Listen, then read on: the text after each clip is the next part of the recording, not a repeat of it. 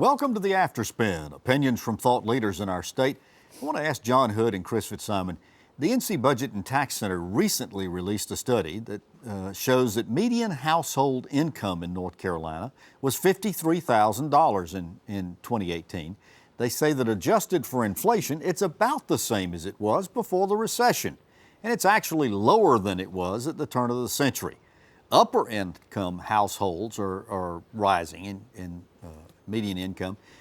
To what do you attribute the static to slight decline in median household incomes, Chris? Well, it's a couple things. First of all, the upper income folks have been doing very well with the stock market after the recovery from the Great Recession, starting under President Obama and continuing now under President Trump. I do think one of what the recession does often and did this time was it hit people who worked in our traditional industries the most, and it is just simply not possible in many cases for people who were making a decent living working at a factory when that factory closes and the jobs go overseas to then find another job that pays at that same level. So those people aren't paid as much. I think that contributes to it. And in some areas of the state, our economy, despite overall being okay, is not growing nearly as fast as we'd like it to. John, last week we had Mike Walden, economist, on the show. He indicated that growth in wages was not growing as fast for the typical worker in North Carolina as it was for upper income.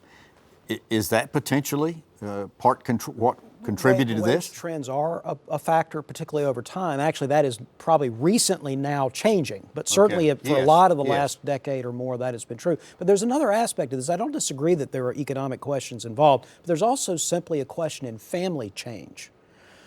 Remember that household income is not per person. And the households you're comparing are not the same size.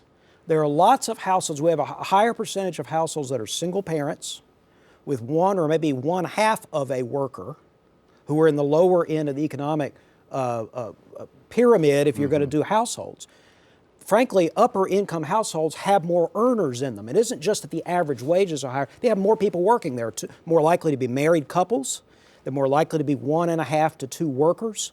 The household incomes that are below average tend to not have 2 parents working, 1.5, maybe a half of a time worker. So the size of households is actually a very important part. If you adjust for the size of households and the amount of people working in households, the gap between the upper income and lower income households shrinks. It doesn't disappear, but it does shrink. I think I could be considered half a worker. What's it going to take to make this change? Well, I mean, we need to figure out and do a lot more to find new jobs for people who used to have these older jobs. I mean, I think that's still the fundamental. And politicians of both parties always say, and I think it was even Joe Biden, we're going to teach people to code. You're not going to teach a 58-year-old factory worker who doesn't have an advanced degree to code by the time he or she's going to retire. I mean, we do have to figure out other ways, I think that. And then there's the rural, urban. We talked about this on last week's show with Mike Walden, and we've talked about it a lot of times.